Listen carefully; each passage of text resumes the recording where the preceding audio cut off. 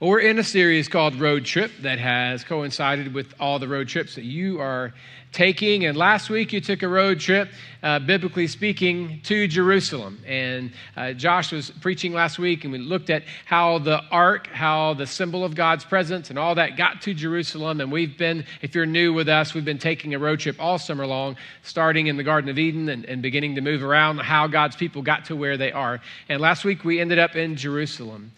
There was a place now. There was a physical place for people to say, this is where God's people are. This is where God's presence is. This is the hub. This is the spot, the heart of what God is doing. But as often is the case, when God does something great, we begin to settle in and we get less dependent on Him, and we get more and more independent and more dependent on ourselves, our own abilities. And ultimately, it led God's people down a path that they didn't need to go down. And God allowed neighboring countries to come in and devastate them and begin what we know as the exile, a time when God's people were literally forced on a road trip. God's people were forced on a 900-mile road trip to go back to where it all began.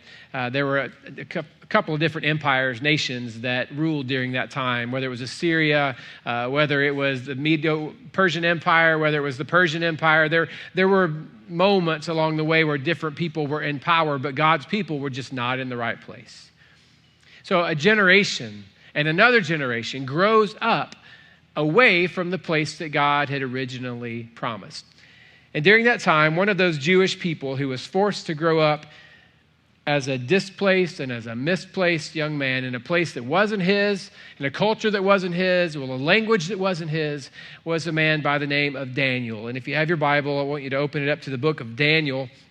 If you're following along on the Bible app on your phone, you'll probably get there first, but we'll be in the book of Daniel. I'm just going to look at a small portion here in just a moment. But at a time when Daniel should have experienced the best part of life. I mean, when you're a 19-year-old single dude, like, this is the time to figure everything out. You really don't have any bills. You don't have any responsibilities. You've probably been fired twice and don't have a good job. And so you're just kind of moving around, playing the college game, not quite so sure. You change your information to playa instead of player. Like, you're just really weird and awkward, but you think you're in it. You know, you're living that life. And that's where Daniel was. And just at the time when life really ought to have meant something different for him, he's taken away. And he is one of those that is taken off from his country into a place that he doesn't recognize, around people that speak a language that's very, very different, in a culture that is odd. And most importantly, as we're going to see, people who don't even recognize God. They have their own version of what it is to believe, and they have many gods, and they have kings and leaders that they bow to and treat them as if they're gods. But the God that Daniel knew, the God that you and I know, that's just the Hebrew God. It was just the God of Daniel and his people. It wasn't a God that was that familiar to the people where he was living, or that he was living with during that time. So he's brought out, and he would live the rest of his life as an outsider.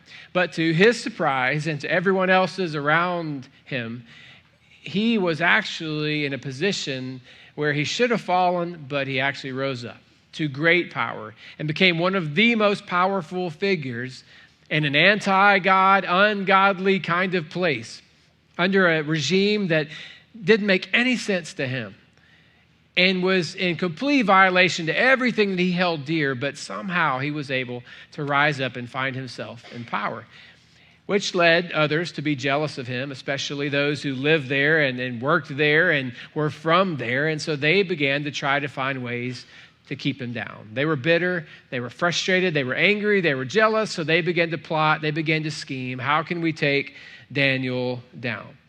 But none of it worked. And what was supposed to take him down actually propped him up. What was supposed to set him back actually set him up. And he was in a position where he was ultimately more influential than all of those people that he actually worked beside that were from that place. It didn't make any sense. So the question I want us to wrestle with for a moment is what was the secret to Daniel's success? How was he able to thrive in a place he didn't belong, at a time that he should not have been able to thrive, in an environment that went against everything he held dear? How was he able to thrive? And for Daniel, it wasn't, in fact, the secret wasn't found in who he was, because he was a nobody. He was a foreign, outcast, misplaced, displaced, where do you come from kind of guy. You're one of those. That was him.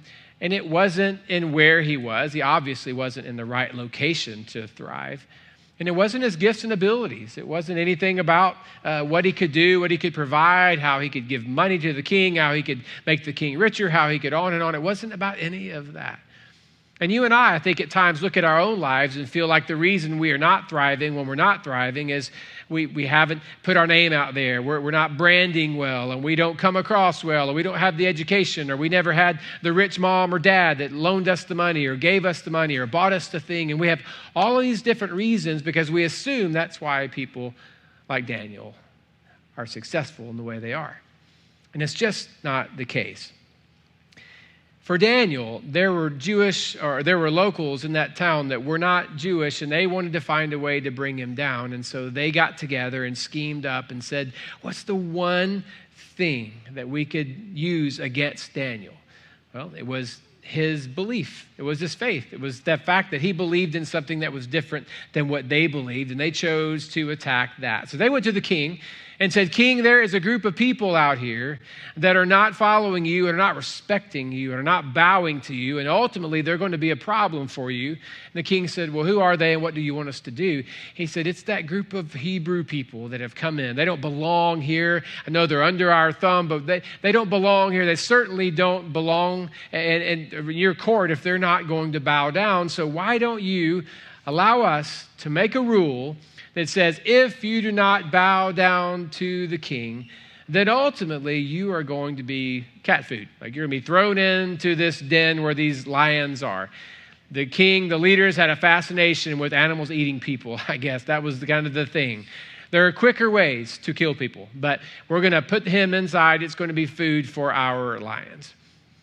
He said, well, that sounds good to me. I'm entertained by that. I certainly want to put away anyone who's not going to bow down to me and recognize me as the supreme ruler, so let's do that. The edict, the law is presented. And in Daniel chapter 6, verse 10, it says, when Daniel learned that the decree had been published, he went home to his upstairs room where the windows opened toward Jerusalem, the place from which he originally came. And 3 times a day, he got down on his knees and he prayed, giving thanks to his God. And here's the phrase, just as he had done before. If there is a phrase to mentally underline, or if you still are old school and have one of these and you want to actually underline it, just as he had done before, or highlight it on your phone, just as he had done before. When we look at the story of Daniel, we often go straight to that lion's den because it's so incredible and it's an awesome story, and it obviously captures our attention. When I was in Vacation Bible School as a child, we had a little felt board, and I remember seeing Daniel and the lions, and we get to put them where we wanted to put them, and I'd always try to shove them in the mouth of a lion, you know. Teachers like, Chad, you don't know the story. I'm like, well, but it's fun, you know. I remember all that time, and that's where we go with Daniel. But to me, the most powerful verse, the most powerful quote, the most memorable thing in the entire book is that phrase in chapter 6, verse 10, that when the law was given that you will die if you bow to anyone else other than the king, it says Daniel went to his room by himself, looked out his window towards Jerusalem, and prayed just as he had done before. What was the key to Daniel's consistency? As I look at his life, to me, the one word that screams out is the word consistency. The key to his success was consistency. And I think I just worded that weird a minute ago. Anyway, moving on. The key to his success was consistency. He was the same before as he was after. He was the same after the law was given as he was before it was there in the first place. Just as he had done before. Now, I want to define what I mean by consistent, because consistency can be consistently anything. I am often consistently ignorant, but that doesn't mean I'm successful. What I mean when I say consistency, it is living my life based on my convictions and what I am convinced matters most. It's not just my convictions, because I can believe a lot of things and not base my life on them, but it's living my life according to my convictions, and what I am convinced matters most. And when I'm talking about the convictions, it's Daniel saying, what is right in God's eyes? That's what matters first and only. What is right in God's eyes? What has he said? Because if what God has said is right before the exile, it's still true even though I'm in the wrong place. If what he said was true when I was 18, it's still true when I'm 19. If what he said was true before I had any favor with the king, it's going to be true after I have favor with the king. What is right is right. He said, I'm going to build my life based on my convictions. It doesn't matter. I heard there's a new law. I get it. And I'm sharp enough to know why that law is there. But I have already decided to build my life on what is right. And God has said that he alone deserves the credit for all that's ever happened. It's by him, for him, and through him that all things were made, and to him is all the glory. So I've already made that decision. Once then we build our life on what God has said is right, there is a little freedom there. But that freedom is really not now about what is right, but what is wise. Because what is wise for you is not always going to be the right thing for me. I don't mean to say what's true to you. I'm just talking about what is wise for you to do. Once we say, well, this is what God has said, now there's a little room. Because if you're single, how you begin to navigate your life will probably look different than it will for me. If you are single and you say, hey, Chad, let's go hang out. We have this thing. We'll be home by 2 a.m. And I say no, it's not because I don't want to be with you and hang out with you and do whatever's fun, but I actually have someone I have to come home to, and she will not appreciate that. So my decision is going to be different than yours. If you have kids, you are going to operate and schedule and build your life and form your life a little differently than someone who does not. It's just a little different. I spent a ton of time going through the book of Romans, especially that chapter 14 and around there, to try to figure out what is right for me. And I don't mean, again, I'm not talking about what is true for you, my truth, and none of that. What I mean is there are some things that you feel free to do. I just don't feel free to do. I know what I'm convinced matters most. And what matters most in life is leading people to Jesus. And the not special, it's just different. Place that God has placed around the story for me is that I am supposed to make sure I do everything possible to lead you there. So there will be things that I'm just going to pass on because it might hinder my ability to show you what Jesus looks like. It might not be wrong to everyone, but I just can't get a peace with it, so I'm going to say no. Now, my friends at times have looked at me like, oh, you think you're better than us because, no. I am different than you. And what God is doing in my life is different than what he's doing in your life. So there are some things I'm going to hold off on, not because it's necessarily wrong, but because it's just not wise for me. So we have to ask, one, what is true? What am I convicted is true? What has God said is right? And then after that, okay, we have a little room to move. So I need to schedule and try to do my best to control what I can control in life so that I am positioned to be the person that God has created me to be and do what he's created me to do. The secret to being calm when everyone else is in chaos is consistency. And Daniel was about to go through the most chaotic storm he's ever experienced, but he just rode that wave all the way through in such a calm way, and it was because of his consistency. His life wasn't back and forth and up and down and I'm high and I'm low and I'm hot and I'm cold. It was more, listen, this is who I am. This is what I know is true, and this is what I do. This is how I live my life. My feelings are important, but they're not going to dictate it. Other people's opinions about me, that's important, but it's not going to change who I am. All those things are factors, but I am who God has created me to be. Now, the trick is to understand the key.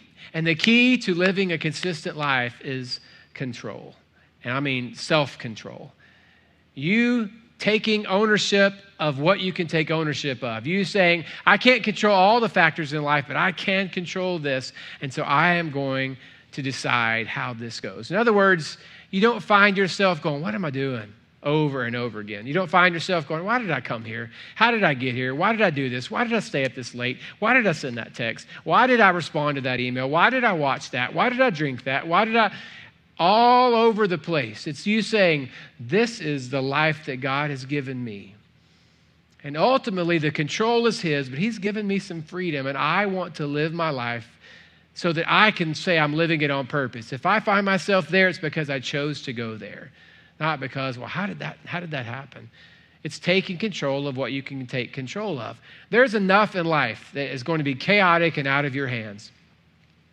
You can't help and you can't avoid those moments. You can't stop them where a doctor says, yes, that's exactly what that diagnosis is.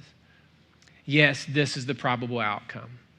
You can't always stop every moment in life that's going to end with, I'm sorry, you're going to need to find another job. Or I'm leaving you. Or I don't care about you anymore. I just don't love you that way. Those are moments that take our breath away and they overwhelm us and they create chaos in our hearts and our emotions and our minds.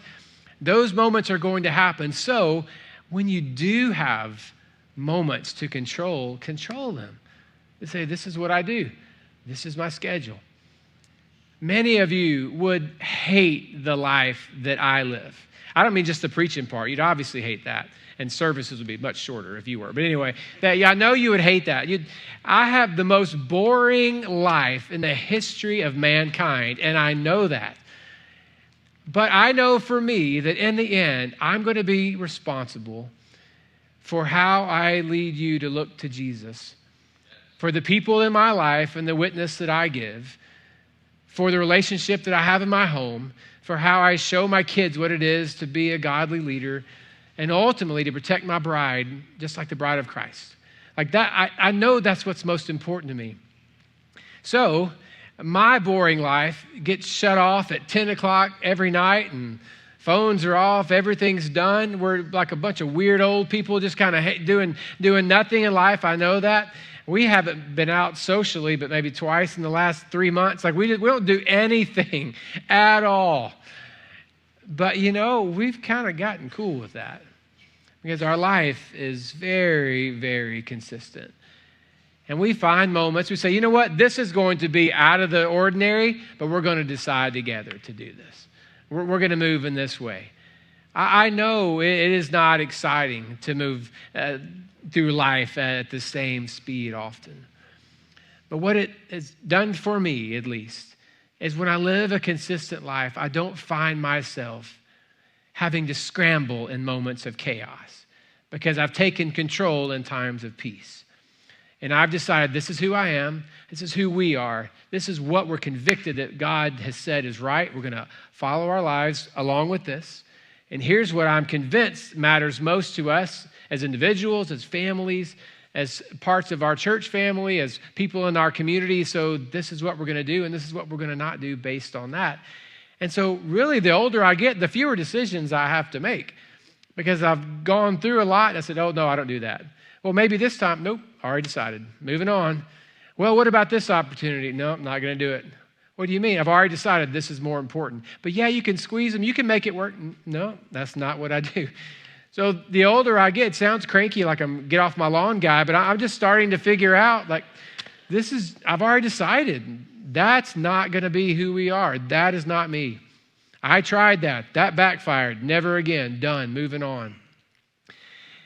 When I think about controlling what we can control in those times of chaos between the storms, I'm reminded when I was 18, just a year younger than Daniel was most likely when he was carried off, I was graduating high school, like most 18-year-olds, and I had a few friends, and we didn't have anything to do. We didn't have a party. We had friends who were taking senior cruises and stuff like that, and we didn't have any of that in the works, and not quite sure I would have known where to begin and where to fund that thing. So we just decided what every person in the 90s does. You go to Panama City. That's just kind of what we did. And so we said, hey, we'll just go to Panama City. Yeah, let's do that. So we went.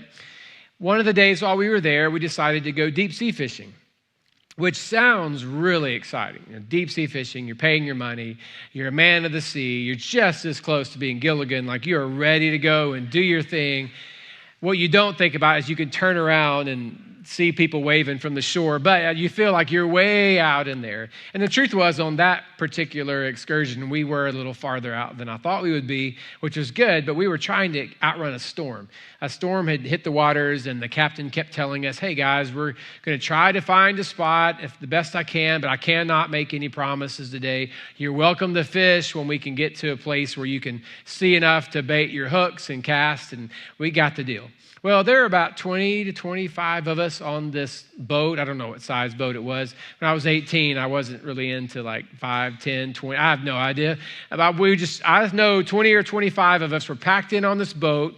There was an inside area underneath, and we all went in. But the boat wasn't that big. And so there are 20 to 25 of us sitting side by side, shoulder to shoulder, breathing on each other, just doing this in the storm, and it's as fun as it sounds. We're just kind of going through, and my stomach, I'm starting to get a little rumbly going on, like, this is an odd spot. So we get to a place where we could all go out.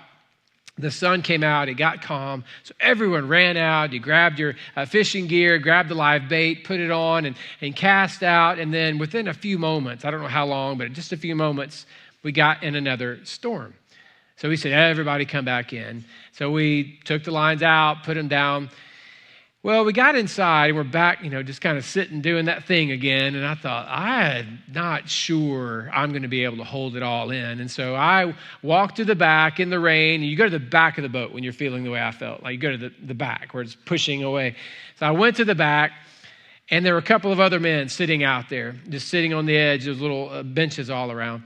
And I said, hey, guys. They're like, yeah, you too? I was like, yeah, I guess so. So I sat down feeling like a real winner with a couple of older men just sitting on the back of a boat, all green in our faces. And so we'd sit there, and they're listening to their conversation. And, hey, my name's Chad. Just a moment. And then, come back. You were saying, like that was kind of how the whole thing went. So we're just doing this for, it felt like hours. Just such a difficult spot. And we got this little trough where the live bait was around the boat. And after a while, it's filled with other than bait things that are going on. It's just an incredible mess. But every time the sun would come out and we would find this between the crashing waves moment, we would all run outside and try to fish the best we could.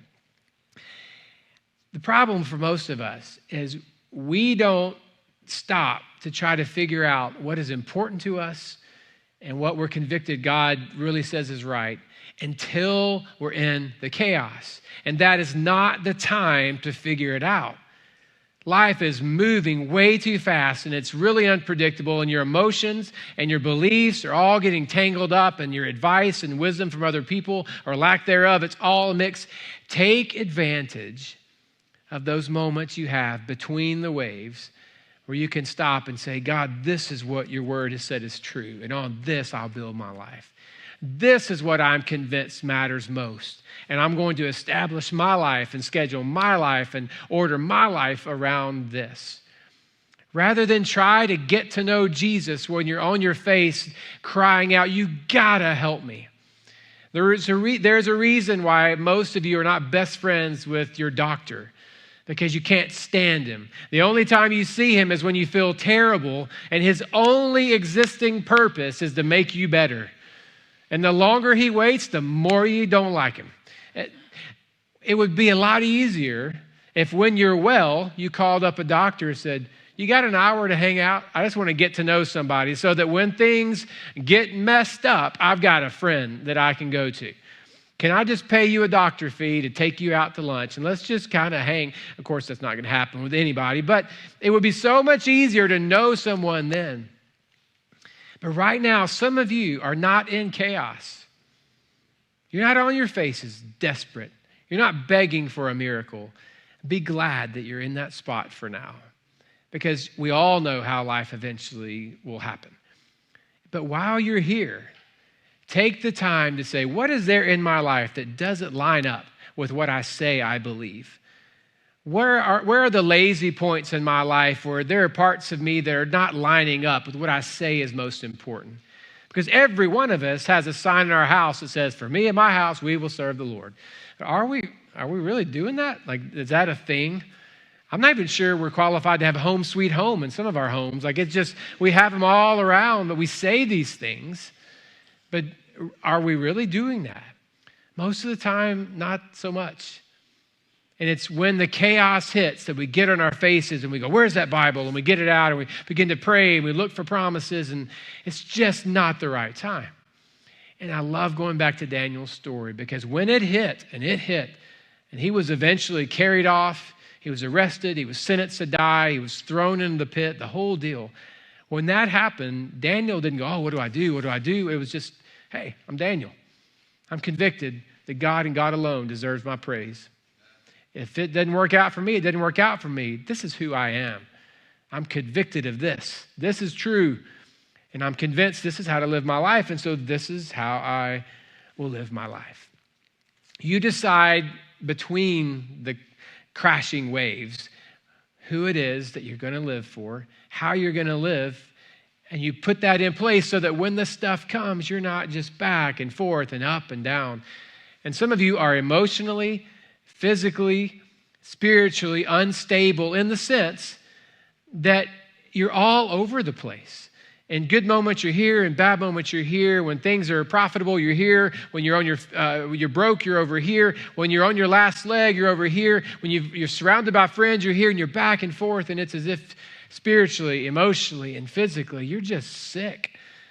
I mean, just rocking and trying to ride it out. It's because you and I so often lack consistency. One of my favorite verses, and I think it was yesterday, it was the verse of the day of the YouVersion. It might have been the day before, but Hebrews 13:8. It says, Jesus Christ is the same yesterday, today, and forever. He's the same, and we love that about him. We love it because we know when I go to Jesus, I know how he deals with sinners like me. I know how he responds to broken hearts like mine. I know how he deals with this situation. I know how he's going to welcome me in this moment. I know how he's going to do these things. We love that about him, that he is consistent. But if we ever stop to think, maybe that's something that God loves to see in us. That he looks down on us and says, look at that girl. She is so consistent. I know what to expect from her. Therefore, I will trust her with more because I know how she will handle this. He's my guy. I know how he deals with this. I'm going to give him more. And I'm not afraid to bless him because I know how he handles this. And I wonder if there are times when God's looked at my life and just said, I'd love to do something with him. He is so all over the place. It's so unpredictable. I'm just going to step back and wait because he values his character in our lives. He wants us to be a reflection of him, and he is so consistent, the same. As a result of Daniel's consistency, we have one last verse to read. Daniel 6:28 says, Daniel prospered during the reign of Darius and the reign of Cyrus the Persian. Now, who are those people? Doesn't matter. Point is, so Daniel prospered. The result of his consistency was that he lived the kind of life that he was created to live. And I wonder if the only thing standing between you and the life that God has for you is you taking advantage of the moment you have right now to say, God, my life does not line up with what I say I believe is true. So right now, before the storm hits, I'm going to realign my life, my purpose, my schedule, my desires, my dreams with yours, and you're going to know what to expect the next time you're looking for someone to go be the one. I'll be that one. And I will have earned your trust in that moment.